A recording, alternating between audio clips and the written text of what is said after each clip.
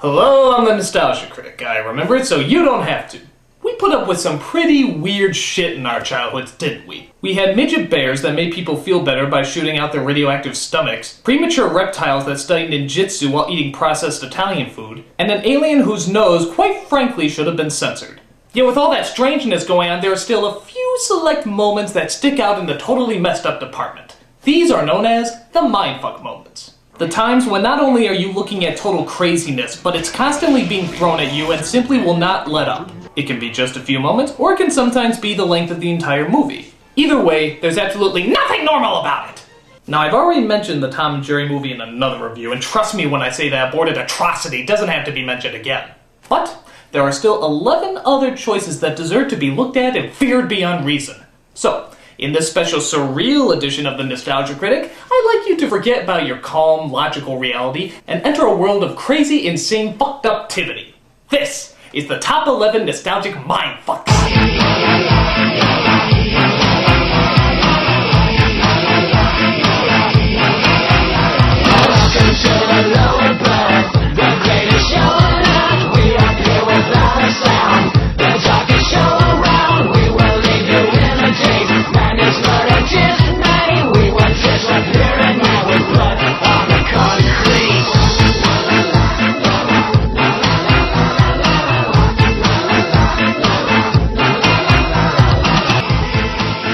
Number banana.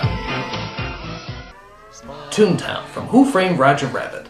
This is every kid's dream come true and every adult's worst nightmare. A world crawling with completely insane cartoon characters.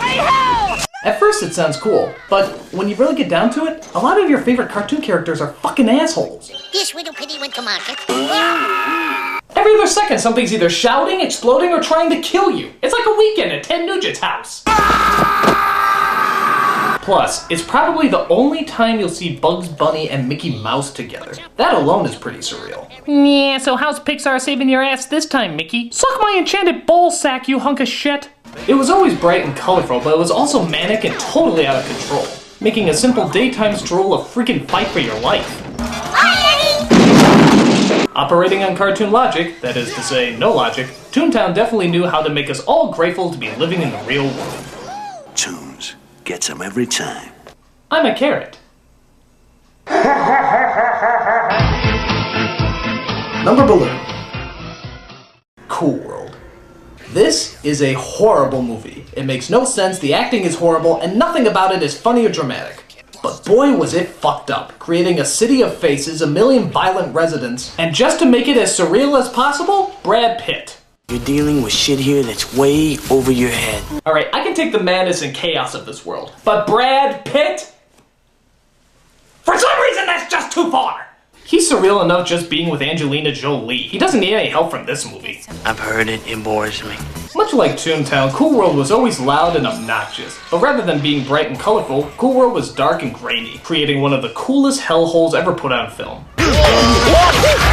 Unfortunately, it does its job a little too well. By the time this movie was over, I ran for the exit like the screen was on fire, and judging by the images, it was hard to tell whether it was or not. This place should be erased. Still, even for all its nonsensical anarchy, Cool World did have, well, nonsensical anarchy.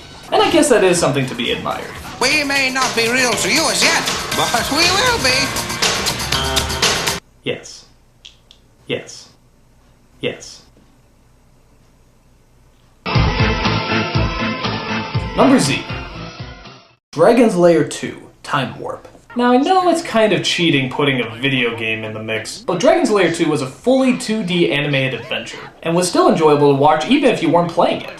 Unlike the first arcade game that simply put you in different rooms in different situations, Dragon's Lair 2 actually moved like a story.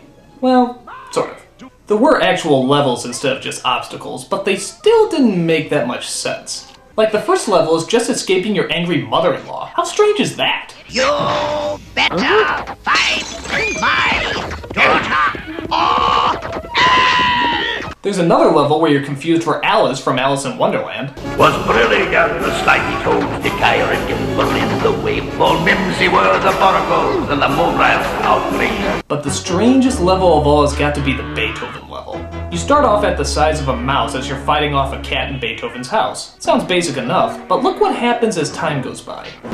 Jack the What the hell? Why is the piano flying? Why is the cat breathing fire? And why did Beethoven suddenly turn into Elton John? We never get an answer for any of this, but to be honest, the answers will probably just confuse us more. The Dragon's Lair games were not only intense to play, but they were a trip to watch, making no sense whatsoever. But given the director's other projects, I'd say we've come to expect that. And in this case, actually enjoy it. Porcupines are gone! Next number. Number Toaster. The Paraphernalia Wagon from Grinch Night. The Grinch had a number of spin-offs after How the Grinch Stole Christmas, including Grinch Night, The Grinch Grinches the Cat in the Hat, and probably the most controversial, How the Grinch Killed Horton. But this was by far the strangest of them, as all the Who's down in Whoville are afraid of the Grinch coming down from his mountain and into the neighborhood. So it's up to a small boy named Euchariah to stand up to the Grinch and try to distract him. Why is he coming to town? Because the wind has changed. Why is everyone afraid of him? Because he's the Grinch, I guess. Okay, so this plot made absolutely no sense whatsoever. And given the stories of Dr. Seuss, that's saying a lot.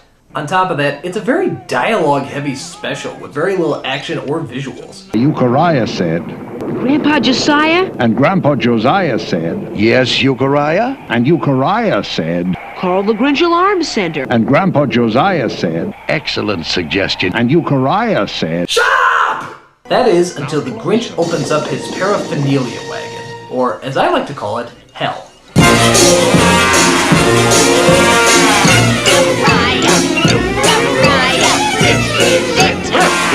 Grinch is gonna get ya! Grinch is gonna get ya! Mitts and yeah!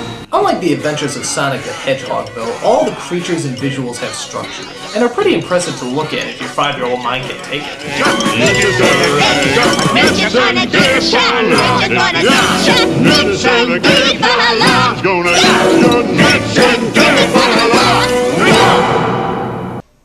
I just wet myself. Logical? No. Crazy? Nah. Fucked up beyond all recognition? You bet your friggin' ass. Grinch Night is one night on the town I think we'd all like to forget sooner than later. Now on to our next wait a minute, this isn't right. Much better. Number Love. Raggedy Ann and Andy, a musical adventure. Now I know what you're thinking. How can a movie based on a prissy little doll have anything resembling a mindfuck moment? Well, just watch some of it. I'm coming! Is this endless eating all there is to be? The reason that is 'cause I love you.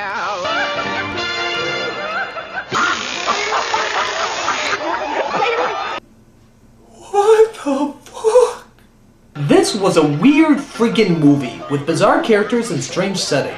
It came out in the 70s, what a surprise, and was the first film to ever be based on the doll. So nobody really knew what to do with it. So they decided to do anything they wanted to do with it, adding the strangest images ever to be associated with the character. I think the strangest parts are probably involving a blobbish creature called the Greedy. Because without a sweetheart, I never get enough. And two naked dolls that do, this. Where'd you go? Where'd you go? What did you do and why?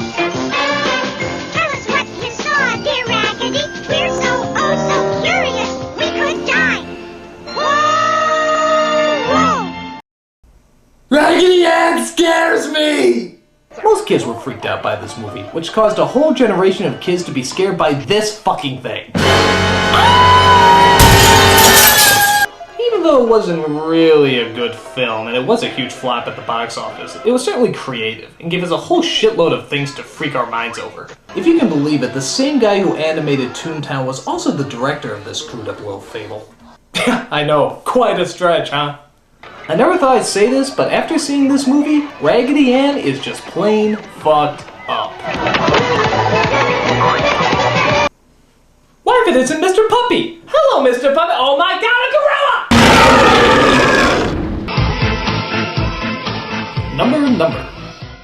The opening to the Beetlejuice cartoon. It's showtime! convinced this show had the coolest opening ever. Not only were the images out there and deranged, but the music sounded like a group of Christmas carolers singing on a fucking tilt-a-whirl. Look at all these weird creations that just continue to fly out at you. If Tim Burton had never done acid, I'd hate to see what happens if he does. I remember the show itself being okay, and you could definitely call it a very strange series, but it's this fucked up opening that always got your attention. I could honestly just watch this a dozen times and probably be just as satisfied as watching an episode. It was kind of like a Disney ride. Designed by the Manson family. Creepy, kooky, mysterious, and spooky, the opening of Beetlejuice knew how to creep us out as well as hype us up. Number 11. The Hallucination from Beavis and Butt-Head Do America. I know neither the show nor the movie was intended for kids, but that didn't stop us from watching it anyway. And boy did it lead to one of the biggest trip-out moments ever. It all starts when Beavis and Butt-Head are stranded in the desert, as Beavis takes a bite of a cactus that causes him to start hallucinating. And what follows is... the best damn hallucination ever!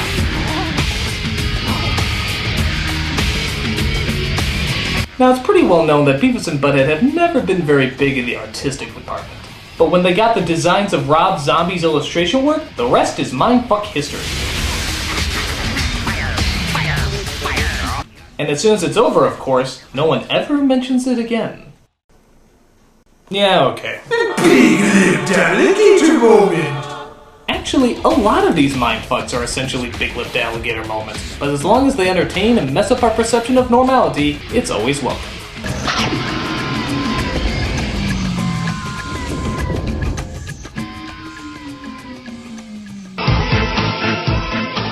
Number Gutenberg. Willy Wonka's Tunnel from Hell. Yeah, I know I put this on a list already, but this scene is just so goddamn strange I had to mention it again. I mean, what is up with it? The rest of the movie is so charming and magical, and then all of a sudden we're transported into Satan's warp zone. What was the point? I think I'm gonna be sick. There is no life I know. How much to get off the boat, Wonka? To compare with pure imagination. Living there, you'll be free. If you truly will.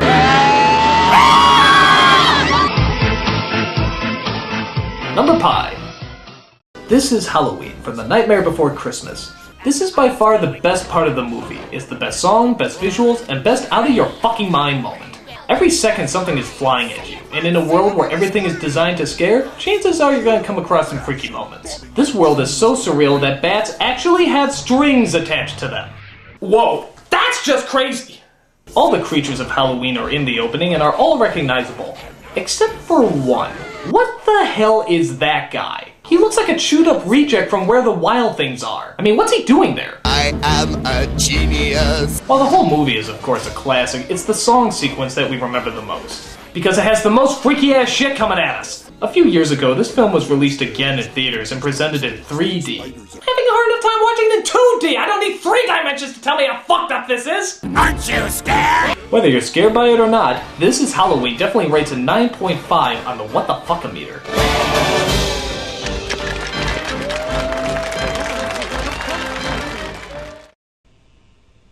What? Number Piano. The Pink Elephants from Dumbo. Again, this is a perfectly normal kids film that suddenly takes a trip down LSD land in the middle of the movie. The scene starts out with Dumbo getting drunk. I just realized how strange that sounds. We see him start to blow bubbles with his trunk as the bubbles start shape-shifting. You see what I see? And then... chaos!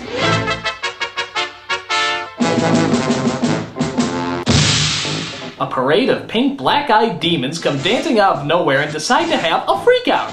Pink elephants on parade, here they come, hippity-hoppity. They're here, and there, pink elephants everywhere. I actually love watching this movie when little kids are around because they never know if they should be enchanted or horrified. I am not the type to faint when things are odd or things are quaint. Chase 'em away, chase 'em away. I'm afraid, need your aid, pink elephants on parade. I'm not pissing myself with fear. But why? The scene just gets more and more surreal until the final gangbang of consciousness takes place.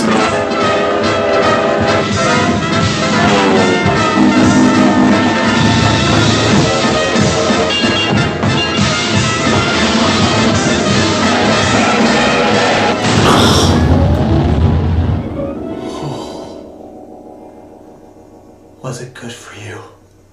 Totally out of nowhere and totally making no sense, Pink Elephants was a bubbly brain bash that no amount of alcohol can make you forget. And the number theory of relativity nostalgic mindfuck is...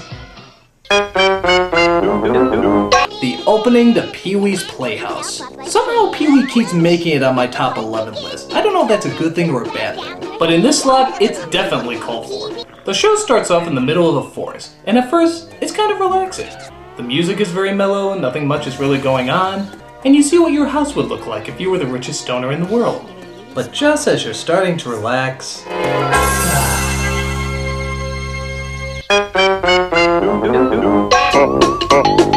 Is the window talking?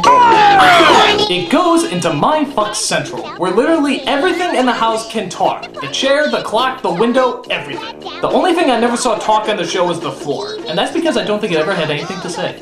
We also hear the song sung by a woman, or at least I hope it's a woman, who sounds like she just sucked a year's worth of helium. Get out of bed! There'll be no more napping. It hoits when I breathe. And if you think this little checking out of your sanity doesn't last very long, think again. Most TV shows have an opening of about 30 seconds, a minute at the most. Pee-wee's Playhouse has an opening of 2.5 minutes, never once showing a single solitary credit. If an introduction where everything talks, chipmunks are singing, and Lawrence Fishburne wears a cowboy suit isn't considered the ultimate mindfuck, then quite frankly, I think it's time you get an intervention. And those are the top 11 nostalgic mindfucks. Well, I think it's time to return to reality. I said, I think it's time to return to reality. Hey, come on, guys! Hey, knock it off! Go away! Right! Elephant!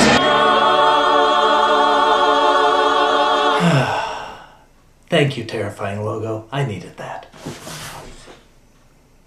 Hey, how come you didn't come out when I mentioned the pink elephants? Oh, it's because I mentioned the S at the end, isn't it? You only come out when I say the word elephant. Elephant. Elephant. Elephant. Elephant. Elephant. I had my fun. I'm a Nostalgia Critic. I remember it so you don't have to.